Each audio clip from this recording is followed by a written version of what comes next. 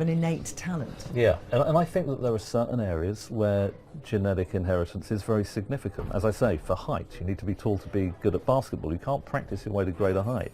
In sprinting or jumping, you need fast twitch muscle fibers. There are genes that code for that. You can change some of these anatomical differences with practice, but not sufficiently to provide somebody who's got a genetic disadvantage to become a champion. But think about complex areas of human endeavour.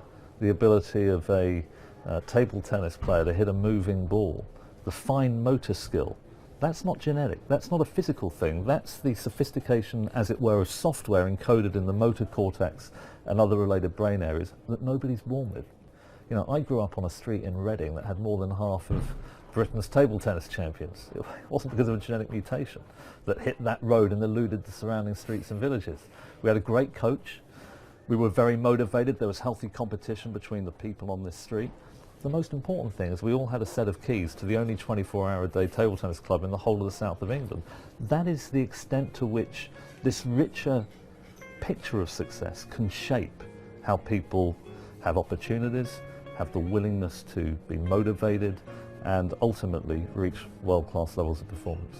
And for me, the psychological hallmark of champions, in addition to having the opportunity to work with great coaches, they have tremendous resilience. From David Beckham through to Mozart, through to Picasso, through to great institutions like aviation, they're resilient. It seems that the power of having a mental edge shouldn't be underestimated. One of the few disappointing stories from London 2012 was in the pool, where British swimming emerged with only 1 silver and 2 bronze medals. Was it a lack of belief or a lack of talent? Well, the reaction has been a change at the top and a nurturing of a new mentality, as Matthew Pinsent has been finding out.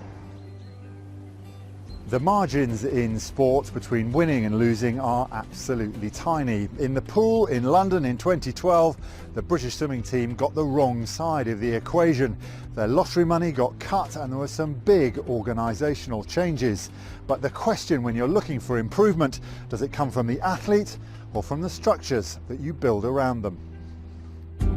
The Aquatic Centre in London was anything but a happy home in 2012, and the months that followed for Britain's swimmers led to some real soul-searching. London was not the result we wanted, obviously. I mean, we got 3 medals, we got lots of people into finals, but the Olympic Games are about getting people on the podium, and we should have won more medals, and we didn't. We were not race ready, we hadn't competed enough, and we didn't handle it mentally. A change in mindset was clearly needed, but how easy is it to bring a winning mentality back to a sport that's low on confidence? As the guy in charge, how do you make that significant step for the individual athletes? Everything now is smaller, it's more focused, it's result driven. So, you know, if you produce the results as an athlete or a coach, you know, we try and reward people for that. If you don't produce the results, there's a consequence. We're asking the coaches, well, we're not asking, we're insisting the coaches and the athletes compete more, and we're doing a lot of work on team behaviours and on handling pressure and on coping with stressful situations. It's still early days, but there are definite signs of improvement. Results are on an upward curve.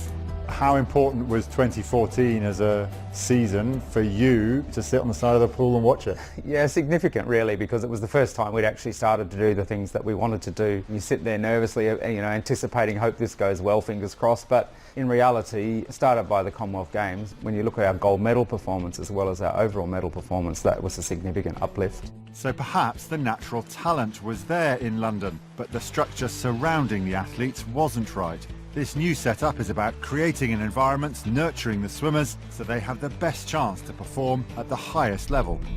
I'm on the way to Derby to meet one of the stars of British swimming, 20-year-old Adam Peaty. It's safe to say that his 2014 season was nothing short of stunning. And Adam Peaty of England is coming through. Can Adam Peaty win the gold? I think he's going to. Yes, he does. Adam Peaty of England wins the gold medal on the men's 100 metres breaststroke. With 2 golds in Glasgow, 4 at the Europeans and 2 world records along the way, Adam's one of a young generation of swimmers benefiting from the new outlook at the top of the sport. Watching any sports person train is an education, but when you see swimming up close and just the repetitive nature early in the morning. This is where they come and grind it out. It's brutal. Talk about how you first came to swimming. I used to crawl up my mum's arm. I absolutely hated it. I think my dad had to like pretty much shove me in the shower and keep me in there by his arm. So This was just water. This wasn't swimming. It was this was just water. This was the shower as well. Absolutely hated the stuff. You know, I grew to love it, and when I reached about 14, 15 and saying, right, you know, GCSEs are coming up, what do I want to do? Do I want an academic career or, you know, a sporting career?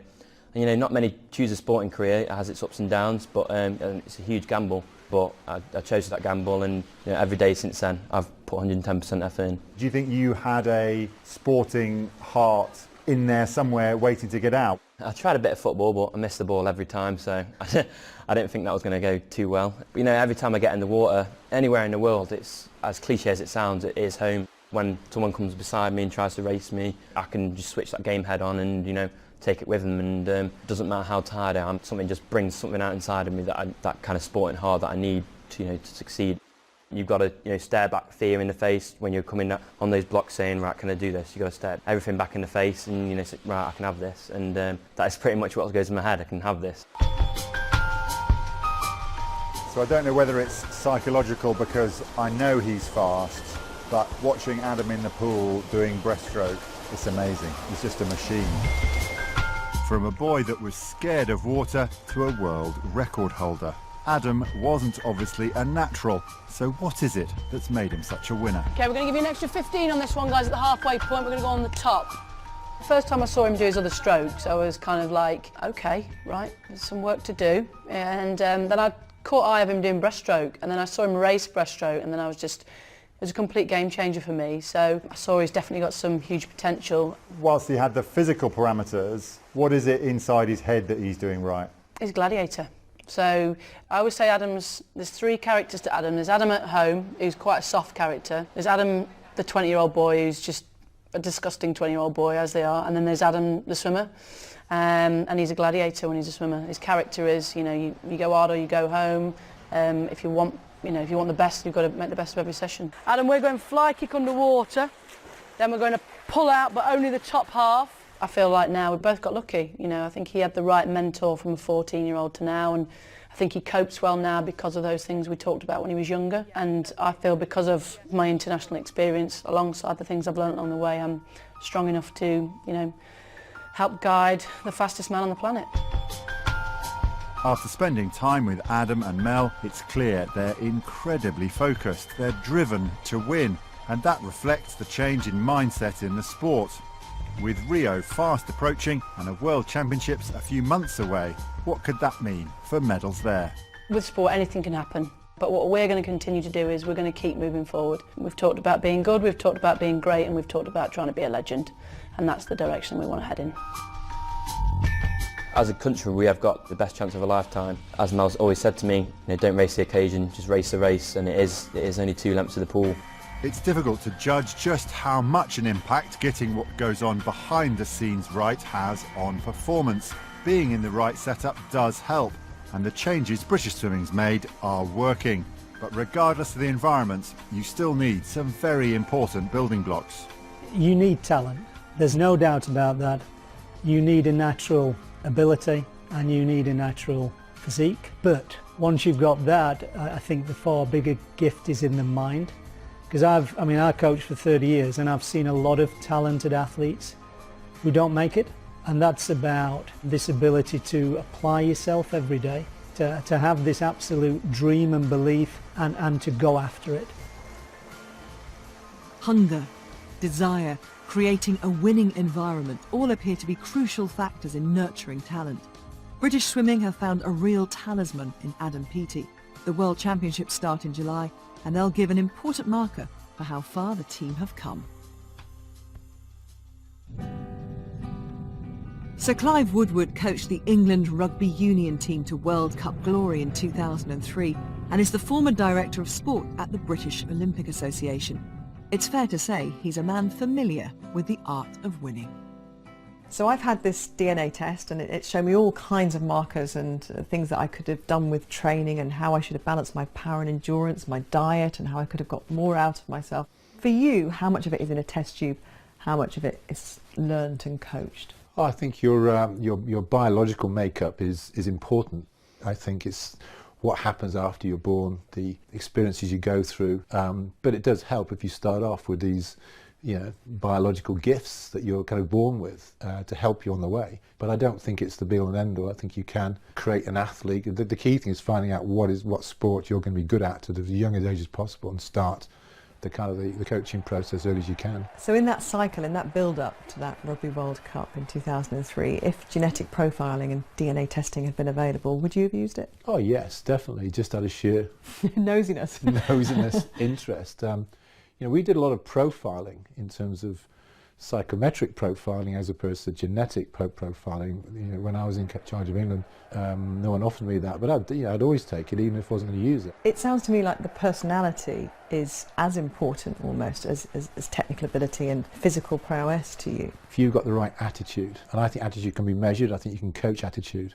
That's not a genetic thing. I think you can coach attitude into people, and people, they get it from various experiences they've had growing up. I think that's huge. I have this saying, Gabby, talent alone is not enough. You've got to have the talent, be very, very clear. I couldn't put, someone who's not got the talent into an England coaching room or a selection meeting. You've got to have the talent. There's great examples outside of rugby. Steve Redgrave springs to mind, Paula Radcliffe springs to mind as kind of young athletes. They weren't the best in the world by a long way, but they had this incredible drive, incredible grit, incredible attitude to win. And they took their talent to a whole new level. Redgrave, still the greatest athlete in the world. Paula Radcliffe, the world record still at marathon for ladies. So there's something about them. There's more than their genetic makeup or their talent, and that's what I look for. And that's what I look for in the rugby team. I look for people, I've often said it, if we could have 15 Steve Redgraves in the team, we wouldn't lose. There do seem to be certain people who from a very young age enjoy that stage, they enjoy that level of competition. Are some people just born better at handling pressure? It's amazing how many people kind of get there because somewhere in their life someone said to them, you're not going to be successful. It certainly happened to me, and I've certainly seen it in a lot of the players I've kind of spoken to, sometimes, way back. They may be very, very young. They said, you're not going to make it, or you're too small. So there was disappointment at some point. Disappointment, you're too small, you're not this, or you're not that. And that can be such a driving force in a makeup of somebody. But it was an experience. It was nurtured in them. So, in a word, winners born or made? Oh, winners are made. Winners are definitely made. In a word. Winning. What does it boil down to? It would seem we can't yet measure success in a test tube. How can we be born to win when it's the lessons we learn along the way, the experiences, the hours of practice, the success and the failures that make us stronger? But knowing what we have inside can give us an advantage, used as a tool hand in hand with nutrition, training methods, motivation and psychology. It can help us push our bodies even further, working smarter. One thing is certain, knowledge is power, even if you weren't necessarily born to be powerful at all. Thanks for watching. Join us for the next episode of the Olympic Journey in August, when I'll be asking how fast and how far can the human body go. See you then. Here he goes, and he leads for gold! Wow, that was so close. Goodness me, what a very good swim. Absolutely brilliant. A massive, massive push here